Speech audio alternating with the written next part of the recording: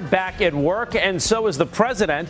He spends many of his weekends, as you know, away from Washington, including part of this past weekend. And when he's not at the White House, there is a massive military effort to keep him safe. The entire area frozen. One of the biggest threats from the air, planes getting too close. So what really happens if a rogue aircraft flies near the president and just won't leave the airspace? This morning, we are getting rare access up close with fighter jets in action.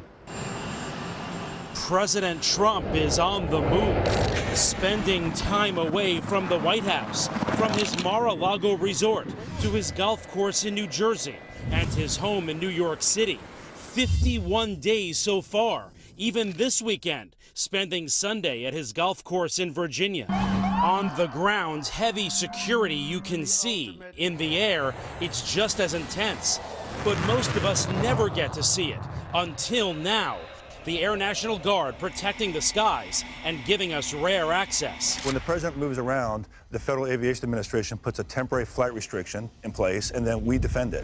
So what happens if an unidentified aircraft flies into the no-fly zone right above the president of the United States? We've set up a demo today with this Cessna and the Air National Guard. I'm going to be inside of this Cessna, and we're going to be going rogue. We're going to fly into that no-fly zone, and we're going to see how the Air National Guard does it. They scramble the fighter jets that come right near us and how they get us down to the ground and the president safe. Let's board and see what happens. We barrel down the runway. And take off. We're off. Flying for miles and miles until... Okay, we've just entered the no-fly zone now. Our pilots aren't talking to air traffic control, ignoring their calls to reach them. That triggers an alarm at the Air National Guard base. These fighter pilots scrambling to their jets. They're on alert and ready to take action 24 hours a day. Today, racing to their F-16s, suiting up, climbing on board, and rushing to the runway. Taking off to intercept our rogue Cessna. Reaching the target in just minutes. This is the view from the F-16. That's my Cessna right there. Whoa!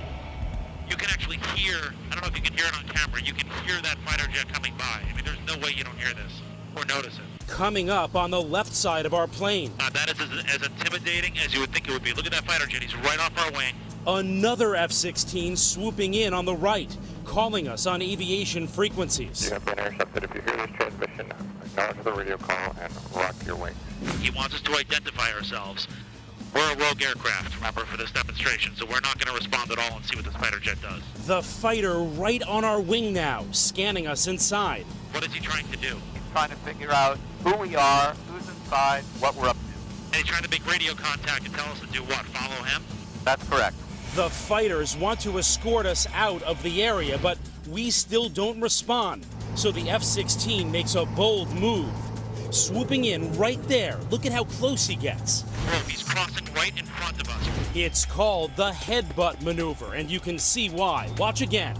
The F-16 crosses right in front, just feet from us. Hard to miss, and that's the point.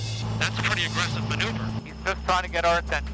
Remember, this is restricted airspace right above the president's vacation home. You are ordered to turn to the northwest. The fighter jet giving us one last warning, turning away, hoping we follow. If after all of this, the pilot still won't listen, the plane won't leave the airspace, will you shoot them down?